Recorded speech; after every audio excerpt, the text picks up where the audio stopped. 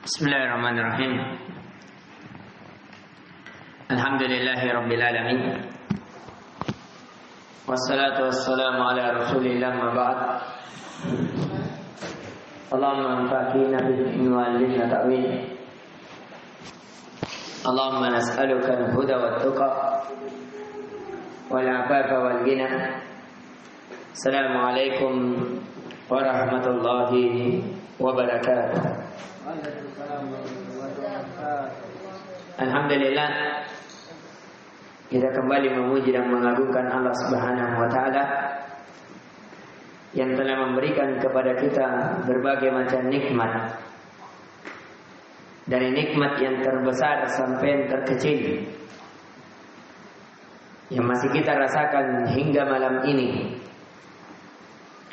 Terlebih khusus nikmat mempelajari dan diajarkan akan kita kepadanya Al-Quran.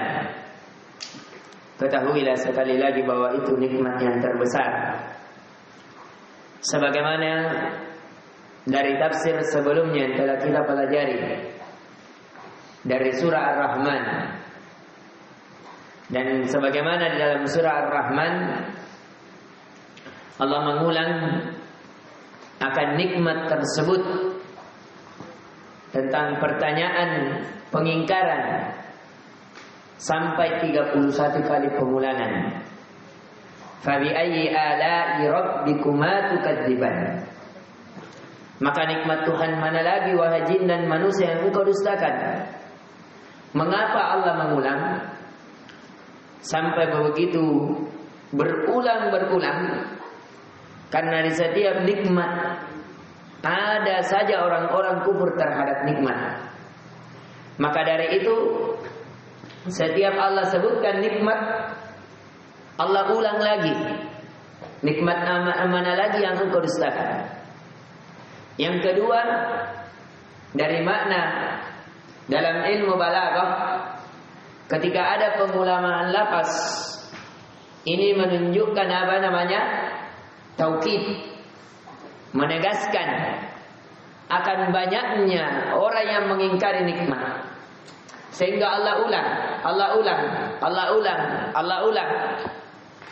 ya, atau banyaknya orang yang lalai terhadap nikmat tersebut. Ya, dan di pertemuan sebelumnya juga kita ingatkan untuk kenapa Allah ulang, agar kita tidak kufur terhadap nikmat dan agar kita bersyukur terhadap nikmat yang Allah berikan. Kemudian di antara hikmah kenapa Allah sebutkan nikmat-nikmat yang nampak, dan Allah sebutkan juga sebagiannya dari nikmat-nikmat yang gaib. Karena sebagian orang akan percaya pada nikmat gaib kalau sudah ada yang dia lihat secara nampak. Sehingga Allah buktikan dulu yang nampak, supaya kita lebih yakin kepada yang gaib. Walaupun terkadang perkara gaib di sebagian orang Allah sudah tampakkan, sebagaimana telah datang dalam athar dari para sahabat Nabi. Mereka itu terkadang sudah diperlihatkan dari surga mereka, istana mereka, bidadari mereka yang mereka disiapkan oleh Allah, sehingga semakin membuat mereka rindu kepada akhirat, semakin tidak terlalaikan akan dunia. Dan di pertemuan kali ini, alhamdulillah kita telah memasuki dari surat yang baru setelah surah Ar-Rahman, yaitu surah Al-Waqi'ah. Surat Al-Waqi'ah. Surah Al-Waqi'ah ini termasuk surat yang menjadikan Nabi sallallahu alaihi wasallam beruban. Maka dari itu pernah Nabi sallallahu alaihi wasallam ditanya oleh Abu Bakar, "Ya Rasulullah, qad syibta." Kata Abu Bakar, "Ya Rasulullah, sungguh engkau telah syib." Syib itu apa? Telah berubah, artinya menjadi tua. dari tanda-tanda ketuaan, walaupun ini bukan tanda mutlak. Walaupun uban Nabi itu tidak begitu terlalu banyak ya. Kalau di jenggot Nabi itu ubannya yang putihnya putih bersih, yang hitamnya hitam betul. Tidak ada setengah-setengah. Dan itu hanya beberapa lembar, 7 sampai 9 lembar. Sebagaimana yang disebutkan oleh Imam At-Tirmidzi di dalam kitabnya Syama'il Muhammadiyah tentang bagaimana paras dari Nabi sallallahu alaihi wasallam. Kemudian surat ini sekali lagi kata Nabi sallallahu alaihi wasallam, qala syayyabtani hud wal waqi'atu wal mursalatu wa amma yatasaalun wa idza syamsu kuwirat. Kata Nabi, sungguh saya telah dituakan, diubahkan oleh surah Hud, surah Al-Waqi'ah yang kita sekarang ini, surah Al-Mursalat, surah Amma Yatasaalun An-Nabah, dan surah Al-Kuwirat, Idza Syamsu Kuwirat. Jadi beberapa surat ini ada 5 surat yang menjadikan Nabi sehingga apa? Berubah. Dan ketika kita bertadabbur pada surat-surat yang menjadikan Nabi berubah, semuanya adalah surat-surat yang menunjukkan apa? Tentang perkara hari kiamat. Tentang perkara hari kiamat yang mengakibatkan Nabi bahwasanya Nabi banyak berpikir tentang hari akhirat. Ya. Maka dari itu akan dunia Nabi sallallahu alaihi wasallam nampak. Ya, betul. Beliau bukan hanya bersabda, ya, bahwasanya jadilah kalian di dunia sebagai seperti musafir. Kun fid dunya ka'annaka gharib au abir sabil. Jadilah kalian di dunia seperti orang yang gharib. Ya, gharib itu tidak hanya satu saja, artinya asing.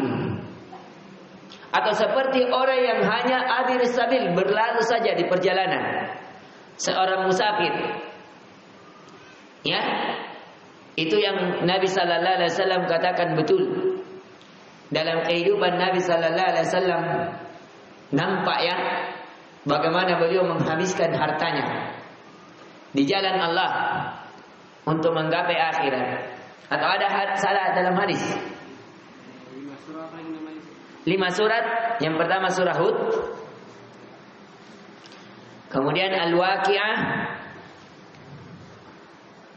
kemudian Al-Mursalat, kemudian An-Nabah, kemudian Al-Kuwirat. Ini disebutkan dalam tafsir Ibnu Katsir rahimallahu ta'ala. Kemudian kita masuk di surat, ya, di surah Ar-Rahman menyebutkan macam-macam nikmat Allah yang telah Allah limpahkan kepada hamba-hambanya, yaitu dengan menciptakan alam dengan segala yang ada di dalamnya. Kemudian diterangkan pembalasan di akhirat berupa bidadari-bidadari, berupa istana, berupa surga. Ya, keadaan penghuni neraka dan keadaan apa? Penghuni surga dijelaskan dalam surat Ar-Rahman. Adapun yang diterangkan pula di dalam surga dijanjikan Allah kepada orang yang bertakwa. Ya, di surah Ar-Rahman dengan surah Al-Waqi'ah ini, kedua-dua surat ini sama-sama menerangkan keadaan di akhirat dan keadaan di surga dan di neraka. Dalam surah Ar-Rahman diterangkan azab yang ditimpakan kepada orang-orang yang berdosa dan nikmat yang diterima oleh orang-orang yang bertakwa. Dijelaskan bahwa ada 2 macam surga yang disediakan bagi orang-orang yang beriman. Pada surah Al-Waqi'ah diterangkan pembagian manusia di akhirat kepada 3 golongan. yaitu golongan kiri, golongan kanan, dan golongan orang-orang yang lebih dahulu beriman. Diterangkan pula bagaimana nasib masing-masing golongan itu. Jadi dari surah Al-Waqiah dan surah Ar-Rahman ada kesamaan. Sama-sama membahas tentang hari akhirat, sama-sama membahas tentang pembalasan orang yang bertakwa dan orang yang mengambil jalan selain ketakwaan. Akan tetapi ada tambahan di surah Al-Waqiah. Kalau di surah Ar-Rahman hanya disebutkan ada beberapa golongan, ada 2 ya. Sedangkan di surah Al-Waqiah itu disebutkan nanti 3 golongan. Kemudian kita masuk pada surah Al-Waqiah ini termasuk surat Makkiyah. Sekali lagi ya, itu dari karakteristik dari surat apa? Makkiyah. Ketika berbicara tentang keimanan, ketika berbicara tentang hari kiamat, ketika berbicara tentang surga dan neraka, balasan-balasan, maka itu karakteristik dari surat apa? Makkiyah. Ini dinukil ya oleh Ibnu Katsir di dalam tafsirnya, dan begitu pula dalam tafsir Al-Mukhtasar yang ada di hadapan kita ini. Kemudian maksud surat, kata penulis, bayanu ahwalil ibad fi yaumil ma'ad, menjelaskan keadaan hamba pada hari kebangkitan. Jadi surat ini, maksud suratnya adalah menjelaskan keadaan seorang hamba pada hari kiamat. Menjelaskan keadaan seorang hamba pada hari kiamat. Nanti dijelaskan ada 3 golongan. Qala ta'ala, idza waqa'atil waqi'ah, ketika terjadi hari kiamat. Jadi al-waqi'ah sebenarnya sesuatu yang terjadi. Tapi yang dimaksudkan di sini yang terjadi apa? Hari kiamat. Ya, ini nama dari nama-nama hari kiamat. Sebagaimana yang kita telah pelajari, bahwasanya nama dari nama-nama hari kiamat banyak. Ya. Bisa al-qiyamah. Bisa apa lagi? At-taghabun, al-qari'ah. Bukan, al-mutaffifin itu sifat. Ya, orang yang apa? Berlaku curang. Yaumul hisab, yaumul akhir. Ya, termasuk juga al-waqiah. Ini nama dari nama-nama hari kiamat. Kata Allah, laisa liwaqa'atiha kadibah. Terjadinya kiamat itu tidak dapat didustakan. Artinya pasti dan pasti terjadi. Karena segala sesuatu, jikalau ada awalnya pasti ada akhirnya. Dan itu akan terjadi, kata Allah. Di sini coba kita lihat ya. Waqa'atil waqi'ah. Ini sama-sama lafaznya. Ya. Kemudian laisa liwaqa'atiha kadibah. Ini penegasan lagi. Jadi sudah dijelaskan bahwa ya ketika ya apabila terjadi hari kiamat, kemudian ditegaskan lagi, terjadi kiamat itu tidak dapat didustakan. Ya, di sini ada namanya ya, setelah isbat dia ditegaskan akan terjadinya, kemudian dinafikan bahwa yang terjadi itu tidak ada kedustaan padanya. Jadi dia juga dalam makna penegasan. Ya, karena idza nafa syai' sabata an-diddi. Itu kaidah. Ya, yang salah satu juga dinukil kaidah ini oleh Abdurrahman bin Nasir As-Sa'di dalam Qawaidul Hisan. Kalau ada sesuatu yang ditetapkan, maka kebalikannya itu dinafikan. Dan kalau ada sesuatu yang dinafikan, maka kebalikannya itu apa? Ditetapkan. Kemudian kata Allah, khafidatur rafi'ah. Kejadian itu merendahkan satu golongan dan meninggikan golongan yang lain. Jadi ketika terjadi hari kiamat, Allah merendahkan kepada tempat yang paling rendah orang-orang kufar. Orang-orang yang senantiasa bermaksiat kepada Allah di tempat yang paling rendah. Di mana tempat yang paling rendah? Di neraka. Ya, terlebih khusus semakin besar kekufuran seseorang, apalagi kemunafikan, Allah sudah tegaskan, innal munafiqina fid darkil asfali minan nar. Sesungguhnya orang-orang munafik, ini kata inna, yang Allah menegaskan dengan harfut taukid, yang kemudian kata fi menunjukkan betul-betul dia di dalam. Baru kalimat ad-darki memang sudah makna hal yang paling bawah sudah. Kemudian pakai lagi asfal, bukan safil, tapi asfal, betul-betul paling bawah. Ini penegasan di atas penegasan. Seperti di surah Al-Asr ya. Ya, innal insana lafi, inna itu penegasan. Al-insana istiqra.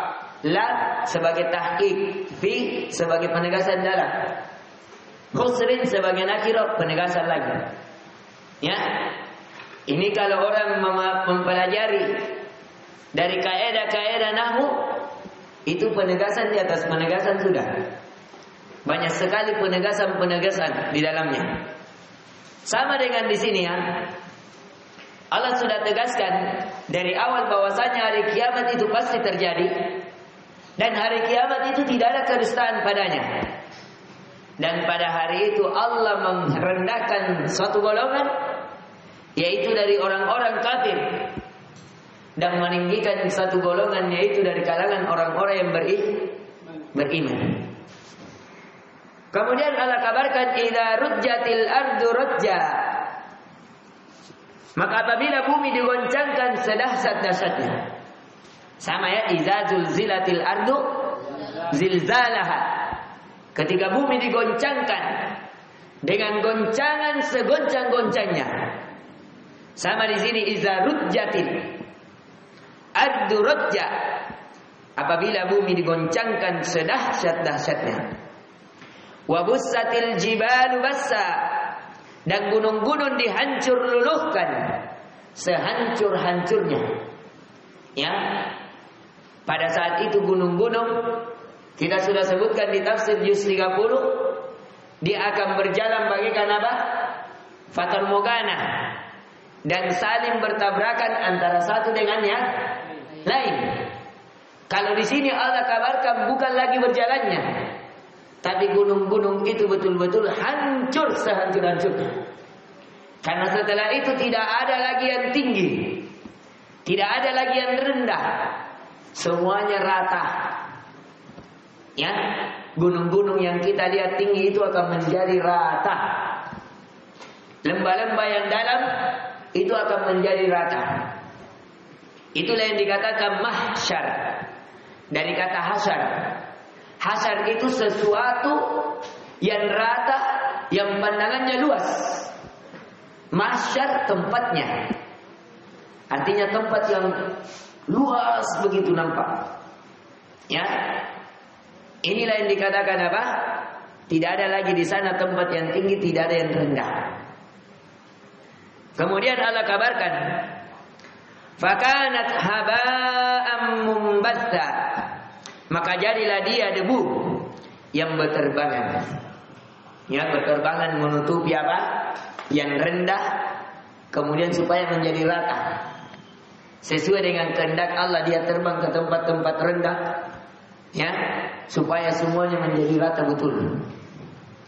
Ya, kemudian ada yang mengatakan bahwasanya pada saat itu diguling semua. Yauma tubaddalul ardu ghairul ard. Hari ketika di bumi itu diganti dengan bumi yang lain. Digoncang. Ya, tergantikan bumi yang dulu. Maka dari itu pembicaraan yang sangat panjang bahwasanya surga itu di mana? Apa di langit atau di bumi? Kemudian orang dibangkitkan di mana? Apakah bumi ini atau ada bumi lain? Atau orang dibangkitkan dinaikkan ruhnya yang dianukan di langit. Itu pembicaraan yang sangat panjang yang dinukil oleh Ibnu Katsir di dalam kitabnya Al-Bidayah wan Nihayah. Banyak di sana pendapat-pendapat, tapi insyaallah taala ringkasnya bahwasanya seseorang akan dibangkitkan di tempat di mana dia dikuburkan. Ya, di situ. Dan yang lebih banyaknya bahwasanya seseorang surganya itu di langit. Sebagaimana dalil yang jelas dari apa? Dari Isra-nya Nabi sallallahu alaihi wasallam dan ketemunya dengan para nabi yang telah berada di surga. Dan itu yang dikuatkan oleh Ibnu Qayyim rahimallahu taala. Kemudian kita melihat kata Allah, wa kuntum azwajan thalatha. Dan kamu menjadi 3 golongan. Jadi di sini manusia ketika terjadi hari kiamat, ketika sudah terjadi sehancur-hancurnya segala sesuatu, maka manusia tergolong menjadi 3 golongan. Fa ashabul maimanati ma ashabul maimanah. Yaitu yang pertama golongan kanan. Ma di sini namanya ta'ajjubiyah. Ya, alangkah mulianya golongan kanan itu. Jadi di sini Allah sebenarnya apa? Bertanya, tapi pertanyaannya sebagai pengingkaran, dan ma-nya juga bisa bermakna ta'ajjubiyah. Ya. Kalau kita melihat dari Idra,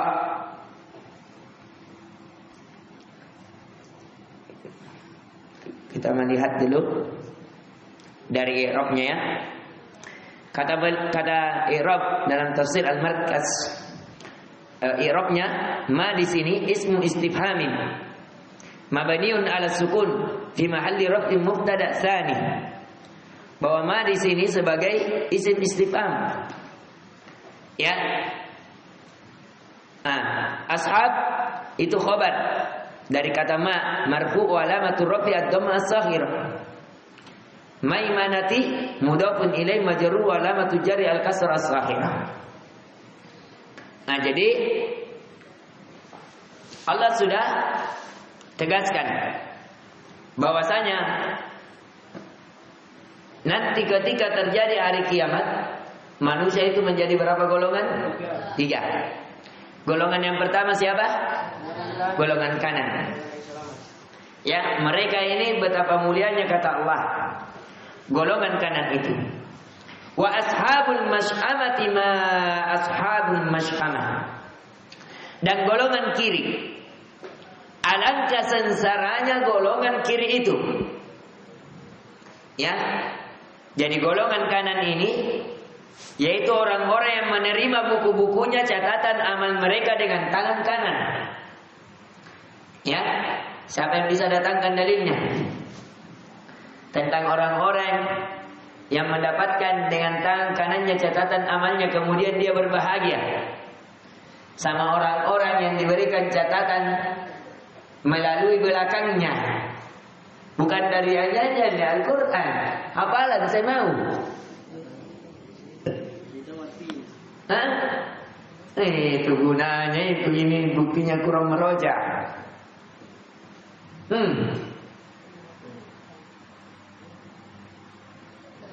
Satu, 2, 3 habis, hampir kita pas surga. Ayo kita lanjut. Kata Allah, was-sabiqun as-sabiqun. Dan orang-orang yang paling dahulu beriman, mereka lah yang paling duluan masuk surga. Jadi ini ya, yang pertama ashabul yamin, golongan kanan. Yang kedua apa? Ashabul shimal, atau juga ashabul mas'amah. Boleh shimal, as'amah. Ya. Kemudian yang ketiga, golongan yang duluan masuk surga. Ya, inilah golongan yang akan masuk ke dalam surga, 70.000 orang apa? Yang masuk surga tanpa azab dan tanpa hisab. Inilah yang dikabarkan. Ya, golongan apa? Yang dahulu masuk, yang paling dahulu beriman. Ya, golongan yang orang yang paling dahulu beriman. Shimal. Ya.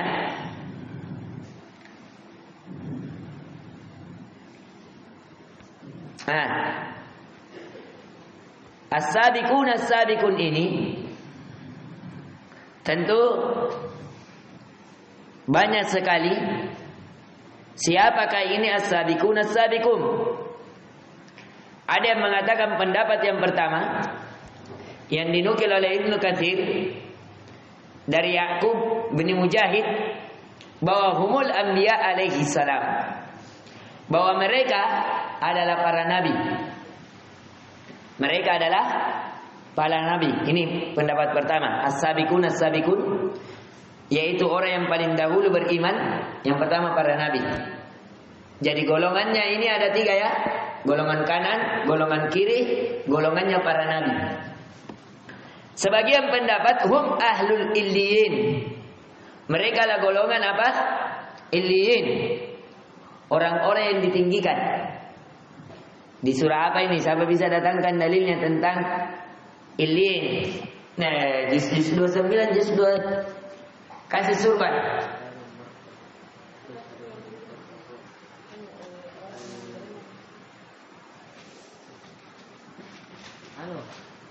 Satu, 2. Apa yang kalian al-ma'arij? Jangan lihat buku, jangan lihat Al-Quran.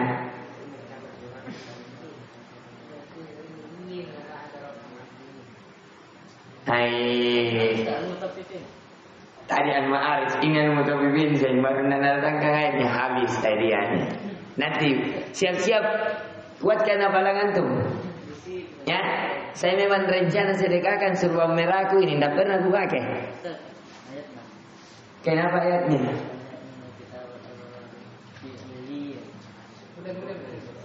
Habis nih. Habis nih masa tamat Cina lagi. Sabar. Sedikit lagi. Siap-siap. Tadi al-ma'arij, ini al-mutafiffin. Yang mana yang benarin? Tapi sudah melihat Al-Quran. Lihat Al-Quran. Jangan. Wailul lil mutaffifin. Batal hadiahnya. Ya, batal. Nanti lagi. Tutup Al-Quran kalau ada ya. Kalau ada pertanyaan. Ya, main sportif. Itu kuncinya bahasa Arab. Sekarang kita fokus. Tidak perlu artinya ya, kalau sudah saya baca ayatnya sedikit, kalimatnya sedikit, antum teringat kalau mungkin insyaallah. Ya, antum bisa keluarkan. Ya. Kemudian kita lihat supaya Anda hilang dulu fungsi maksud dari pelajaran kita. Tadi ada berapa golongan? 3. 1. Kedua. Yang ketiga. Pertama beriman. Para nabi. Ini pendapat pertama. Pendapat kedua, mereka ahli illiyun. Ini pendapat yang kedua yang dipilih oleh As-Suddi. Ya, yaitu apa? Ahlu illiyin. Ahli orang-orang yang ditinggikan, orang-orang yang ditinggikan. Yang tadi dibaca oleh Rama. Ya. Kitabun markum yashhaduhul muqarrabun. Dari ayat sebelumnya.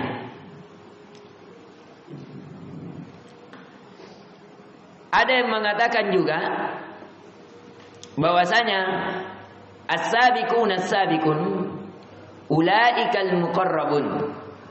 Ya, sebagaimana yang dibacakan ayat, mereka itulah orang-orang yang didekatkan. Ya. Awwaluhum rawahan ilal masjid wa awwaluhum khurujan fi sabilillah. Jadi orang-orang as-sabiqun, orang-orang yang bersegera adalah orang-orang yang paling utama ya dalam menerima rurunya itu. Kalau sudah bunyi masjid, dia yang paling cepat bersegera pergi ke masjid. Ini yang dijanjikan orang yang dahulu masuk surga, yaitu orang apa? Rurunya yang paling utama ke masjid. Ini dinukil oleh qala al-Auza'i an Utsman bin Abi Saudah annahu qara'a hadhihi al-ayah was-sabiquna as-sabiqun ulaika al-muqarrabun thumma qala awwaluhum rawahan ila al-masjid wa awwaluhum khurujan fi sabilillah. Atau dia orang yang paling awal keluar di jalan Allah. Kalau ada peperangan tidak ada pikir-pikir. Yang dulu belum ku carikan uang istri, belum pian gini. Yang dulu deh, sebentar deh. Enggak. Pokoknya diajak berjihad, ayo nih. Dia yang paling semangat. Baru orang musalat tidak bilang sebentar dulu deh, baiki perasaanku dulu deh. Sudah bunyi subuh hari, yang dulu bantukku untuk sekali. Enggak. Baru terbangun untuk salat subuh langsung pergi berwudu, langsung siap-siap. Ruhnya langsung siap menuju masjid. Ya, bukan sebentar dia belum biasa. Sudah biasa masih lama jikoman. Kasih lurus dulu ada. Ya, masih bisa ini tidur 5 menit. Enggak. Ya, orang yang golongan pertama ini adalah orang yang senantiasa ruru mereka apa? Ke masjid. Dan orang yang paling awal dalam keluar berjihad di jalan Allah.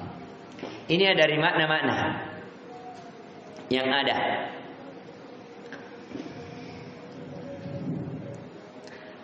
Kemudian kata Allah, ulaikal muqarrabun. Mereka itulah orang-orang yang didekatkan, yaitu didekatkan kepada Allah. Jadi golongan yang ketiga ini, walaupun dia yang ketiga disebutkan, tapi dia yang paling dekat kepada Allah.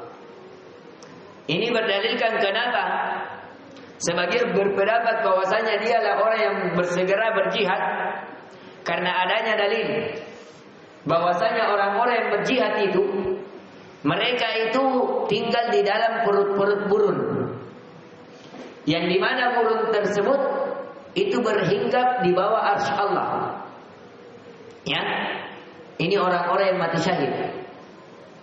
Ya, orang-orang yang mati syahid itu di dalam perut-perut burung, dan burung itu berhinggap di bawah arsy Allah. Ya, dan itu dikeluarkan oleh Imam Ahmad dalam musnadnya. Kemudian, dan itu berarti tempat yang paling dekat kepada Allah atau tidak? Tempat yang paling dekat. Jangan tuh bayangkan di sana itu tinggal di dalam burung kecilnya itu, tidak. Bisa jadi burungnya besar, burung raksasa. Ya, jangan tuh, pokoknya hal-hal yang seperti ini jangan main logika. Ya, intinya dalam beragama.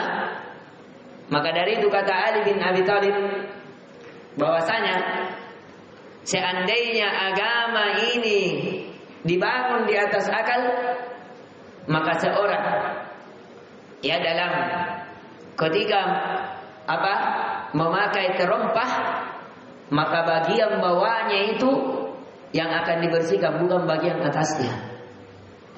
Ya, orang kalau pakai terompah, pakai sepatu, ya tidak perlu dia buka sepatunya, tidak perlu dia buka kaos kakinya, dia usap bagian mana?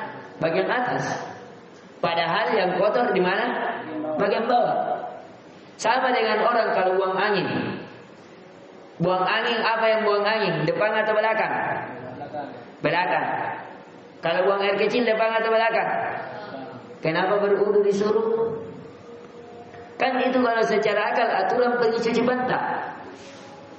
Kan? Kalau secara akal. Tapi agama ini bukan hanya dibangun secara akal. Iya, tapi dia dalil akal diterima dalam agama. Tapi itu ketika apa? Tidak ada apa? Dalil nakli. Ya, karena dalil akli itu ditolak ketika ada dalil nakli. Dalil nakli itu dalil yang diangkut dari Al-Quran dan hadis Nabi Sallallahu Alaihi Wasallam. Dan ada kitab yang paling ulas, yang paling terperinci membahas ini dari kitab karya Ibn Taimiyah rahimahullah ta'ala. Idza ta'aradat, jikalau bertentangan antara dalil akli dan dalil nakli. Ya, beliau ada menjelaskan bahwasanya tidak ada yang ta'arud. Bisa dijam atau bisa dinasih wa mansukh atau bisa ditauqif antara dalil-dalil yang ada. Tapi kita tidak membahas ini karena ini diantara dalil-dalil dari kitab-kitab yang pelajaran tinggi ya. Karena untuk membahas kitab itu perlu ilmu mustalah yang kuat. Kemudian kita masuk fokus kepada ayat As-sabiqun as-sabiqun. Jadi as-sabiqun as-sabiqun siapa tadi? Orang-orang yang didekatkan. Ada yang mengatakan dia adalah para nabi, orang-orang yang ruhnya senantiasa menuju ke masjid bersegera, atau orang-orang yang bersegera berjihad ke jalan Allah. Ya, itu dari orang-orang yang apa? As-sabiqun as-sabiqun. Kenapa mereka? Kata Allah Azza wa Jalla fi jannatin na'im. Mereka dalam surga kenikmatan. Di sini dalam wasan fa'il menjadi sifat sudah. Bahwa betul-betul di dalam apa? Kenikmatan di atas kenikmatan. Ya, kalau antum dapati orang sudah sifatnya memang dermawan, itu menjadi apa? Sudah tanpa diminta dia kasih. Ya. Begitu juga di situ. Memang tempatnya sudah menjadi sifat karakteristik surga itu menjadi tempat apa? Kenikmatan. Semuanya melahirkan kenikmatan. Ya. Dari tempatnya tidak didengar ucapan-ucapan kotor. Tidak ada ucapan yang sia-sia. Semuanya tempatnya hak, tidak terlalu dingin, tidak juga terlalu panas. Isi-isinya di dalam memberikan lagi kenikmatan. Pelayan-pelayannya memberikan kenikmatan. Semuanya. Ya. Kemudian kita fokus. Kata Allah, Zullatun minal awwalin. Segolongan besar dari orang-orang yang terdahulu. Nah, ini juga terjadi beberapa makna. Sekali lagi, perbedaan pendapat dalam ilmu tafsir. Sekali lagi itu namanya ikhtilafut tanawwu. Perbedaan yang berjenis. Ya, semuanya bisa masuk. Bukan ikhtilafut tadad. Bukan ikhtilaf sebagaimana ikhtilaf di fikih yang bertentangan antara satu dan yang lain. Tidak. Dalam tafsir itu kebanyakan dari A sampai Z ikhtilafut tanawwu namanya. Ikhtilaf yang memiliki beberapa apa?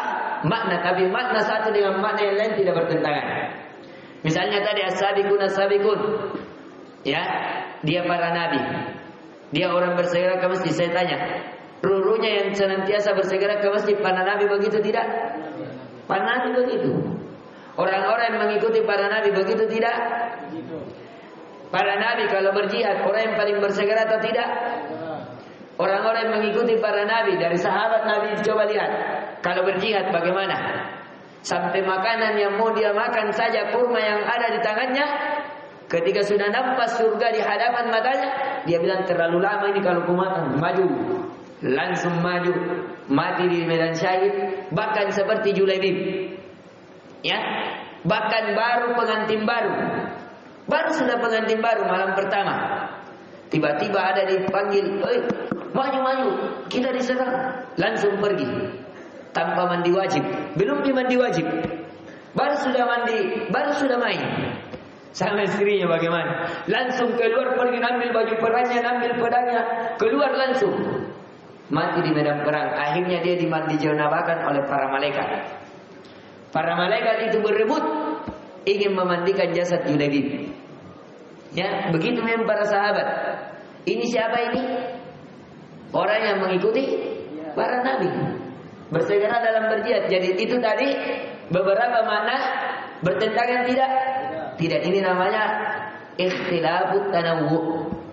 Perbedaan pendapat yang beraneka macam, dan itu tidak bertentangan antara satu dengan yang lain. Beda dengan fikih ya, haram, makruh, ya, mubah, sunnah dan seterusnya. Ya, beda. Ada konsekuensi hukum antara satu dengan yang lain. Kemudian kita lihat Sullatum minal awwalin, segolongan besar dari orang-orang yang terdahulu. Kalau kita melihat dari tafsir Ibnu Katsir rahimallahu taala, bahwa yang dimaksudkan adalah sullatum minal awwalin, dari segolongan besar dari orang-orang yang terdahulu. Ini terjadi perbedaan pendapat. Ada yang mengatakan al-awwalin al-umamul al-mariyah, umat-umat terdahulu sebelum umat Islam. Ya, yaitu dari umat-umat terdahulu. Dan berkata yang lain, hadhil ummah, adalah umat ini. Kenapa? Dikuatkan dalam hadis yang lain bahwasanya kata Nabi tidak akan masuk surga umat-umat terdahulu sampai seluruh umatku ini masuk terdahulu ke dalam surga. Ini dia. Dan berkata juga Hasan al-Basri dan Mujahid, dan ini dipilih oleh Ibnu Katsir, bahwasanu nahnul akhiruna as-sabiquna yaumil qiyamah walam yahad ghairu wala azabu illa ahad. Ini hadis yang kita sebutkan tadi. Bahwasanya memang kami, kata Nabi, adalah umat yang belakangan, tapi kami as-sabiquna, orang yang paling terdepan pada hari kiamat. Yaitu siapa? Umatnya Nabi. Nah, yang dimaksudkan ini yang masuk ke dalam surga sebagian banyak, segolongan besar. Yang masuk ke dalam surga terdahulu siapa? Umatnya Nabi. Dan ini dikuatkan. Pernah Nabi SAW diperlihatkan Sawadul A'zam, ya, pasukan yang sangat banyak. Dia mengatakan, ini umatku ini. Tapi kata Allah, bukan, itu masih umatnya Nabi Musa. Ya, ketika diperlihatkan dari penghuni surga, kata Allah, bukan, ini masih umatnya Musa. Ketika itu dia melihat sahabat sebanyak sekali. Ya. Barulah itu umatnya Nabi. Dan inilah semua umatnya Nabi yang masuk ke dalam surga yang terdahulu. Jadi umatnya Nabi, umat yang paling banyak yang memasuki ke dalam surga. Ya, ini yang dimaksudkan. Segolongan besar dari orang-orang yang terdahulu. Artinya terdahulu yang dimasukkan ke dalam surga, yaitu dari umat Nabi sallallahu alaihi wasallam. Wa qalilun minal akhir. Dan segolongan kecil dari orang-orang kemudian. Artinya yang kemudian masuk ke dalam surga. Sebagian kecil. Ya, dari orang-orang Yahudi dan Nasrani, tapi yang masih beriman kepada kitab Injil yang benar dan kitab Taurat yang lurus. Ya, karena yang belakangan ini banyak penyimpangan, banyak perubahan.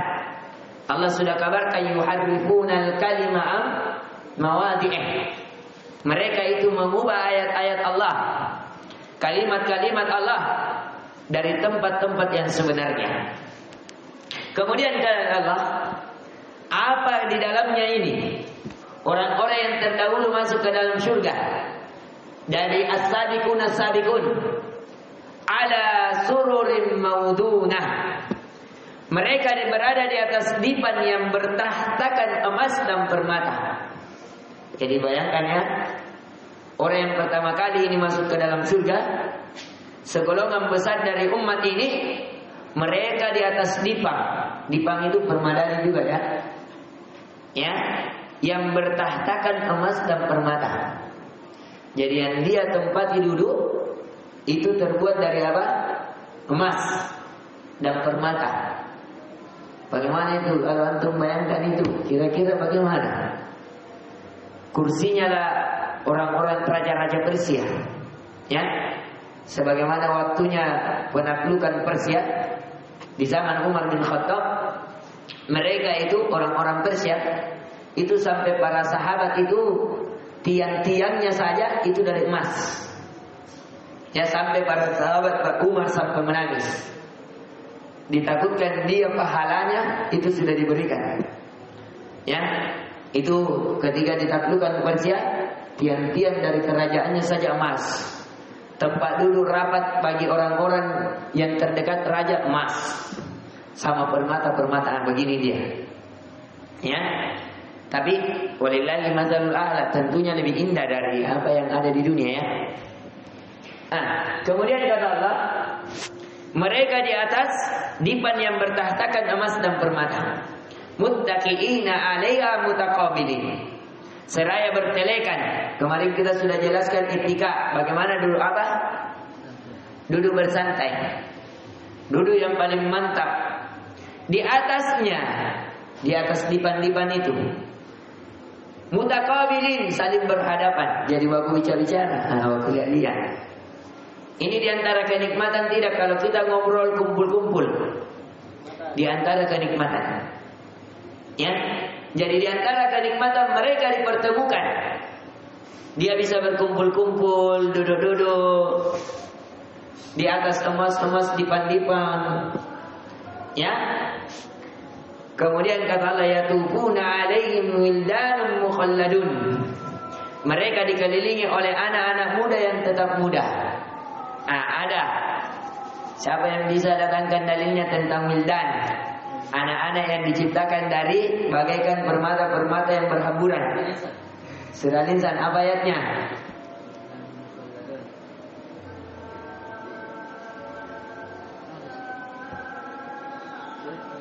Apa ayatnya? Ini wildan mukhalladun. Apa lagi? 1, 2.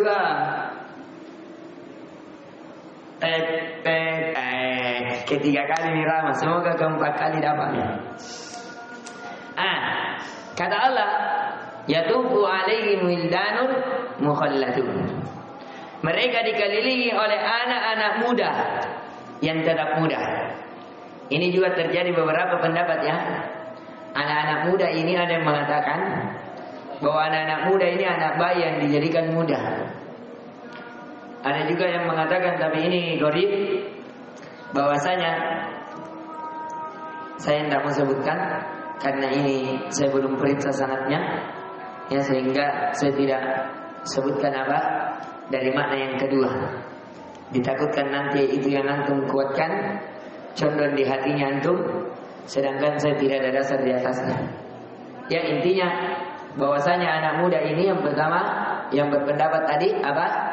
Dia dari anak bayi yang dijadikan apa? Muda. Ya, itu.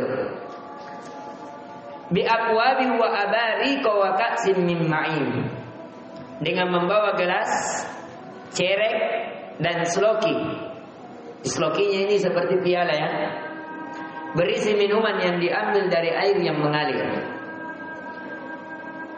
Karena sudah azan, kita azan dulu, baru kita selesaikan sampai Allah kabarkannya tentang orang yang pertama kali dimasukkan ke dalam surga. Mereka bertelekan dan saling berhadapan. Kemudian mereka dikelilingi oleh anak-anak muda yang tetap muda.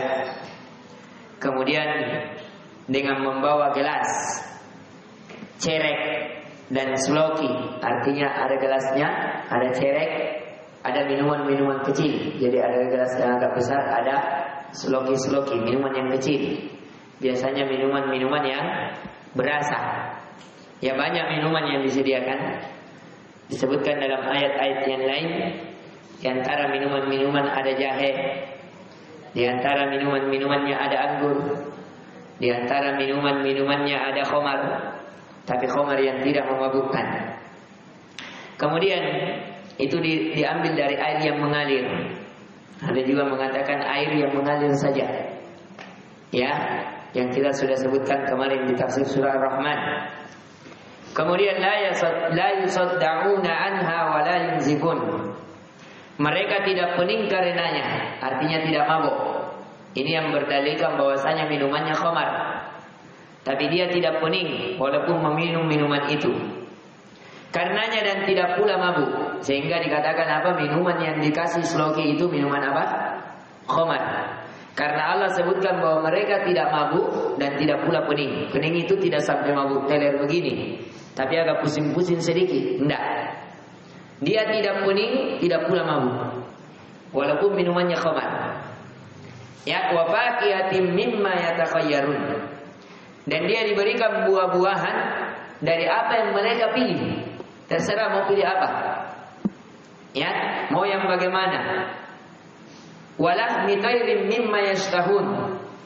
Dan mereka diberikan daging burung dari apa yang mereka inginkan, terserah. Jadi banyak burung-burung yang berterbangan di sekitar surga-surga mereka. Dia tinggal pilih mau burung itu. Mau yang bakar, mau yang goreng, mau sambal kecap, sambal pedas, masak puding, terserah. Pokoknya tinggal ada keinginan langsung jadi. Ya, dia terserah pilih daging burung yang mana yang dia inginkan. Nah, ini yang paling parah lagi, paling nikmat lagi. Kata Allah, wa hurun 'ain. Dan di dalam surga itu ada bidadari yang bermata jeli. Kalau saya sebutkan yang bermata jeli, ada buku Ibnu Qayyim dalam Tamasya ke Surga menjelaskan tentang matanya bidadari yang bermata jeli ini. Karakteristiknya besar.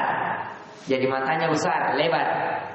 Ya, ini salah satu karakteristik wanita-wanita cantik. Ya, bola-bola. Ya, memang itu. Ya, wanita itu kalau besar matanya, itu salah satu mata yang indah. Ya, iya. Coba kalau kacici itu kurang ada ya. Coba lihat. Ya, wanita-wanita, mamanya antum lihat ya, jangan wanita lain, tetap haram. Ya, rata-rata wanita-wanita tercantik itu matanya tidak juga bulat sekali, enggak, tapi artinya lebar matanya, tidak terlalu besar, tidak juga terlalu kecil, agak besar. Kalau di sini matanya siapa ya? Tidak ada yang punya mata begitu, ya, mata-mata bola begitu, ya, ada biasa, ya. Tidak, udah sangat matanya memang bagaimana ya? Haram bela antum lihat ya. Haram, tidak boleh kita contohkan. Antum pokoknya bayangkan nanti biar antum lihat, bersabar sedikit. Antum mati ketemu dengan dia, baru lihat. Ya. Itu dianukan kata Ibnu Qayyimnya, dia matanya itu putihnya putih bersih, hitamnya hitam betul, tidak ada campuran sedikit pun. Ada juga yang dikatakan bahwasanya matanya biru kebiru-biruan. Ya. Kemudian bersinar-bersinar. Ya. Kemudian kita percepat. Ka'amsalil lu'lu'il maknun. Laksana mutiara yang tersimpan. Ya, jadi bidadari yang disimpankan ini bagaikan apa? Mutiara yang tersimpan. Ya, tidak ada lecetnya. Tidak pernah disentuh oleh dari kalangan jin maupun manusia. Jazaan bima kanu ya'malun. Sebagai balasan terhadap apa yang mereka amalkan.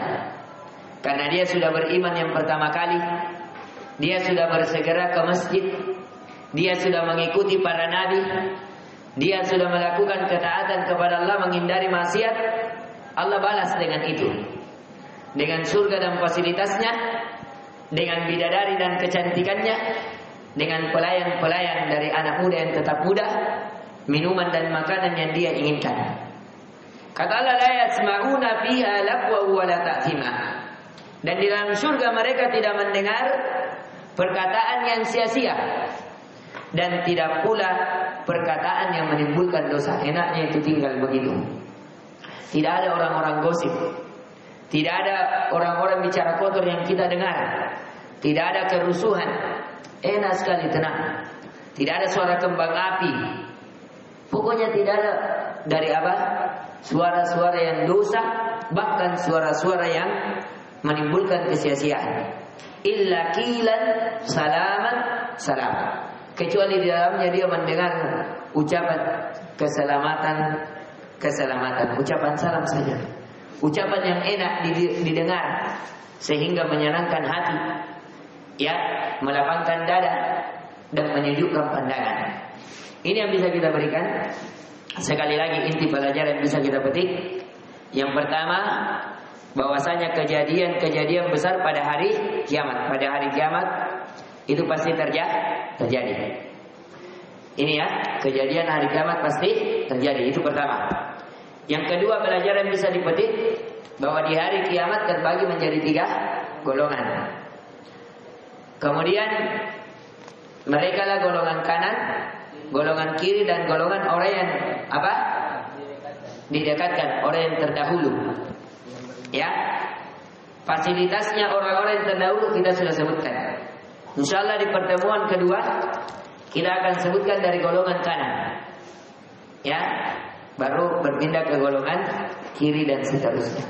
Semoga Allah mudahkan kita 3 kali pertemuan menghatamkan pembahasan surah Al-Waqiah.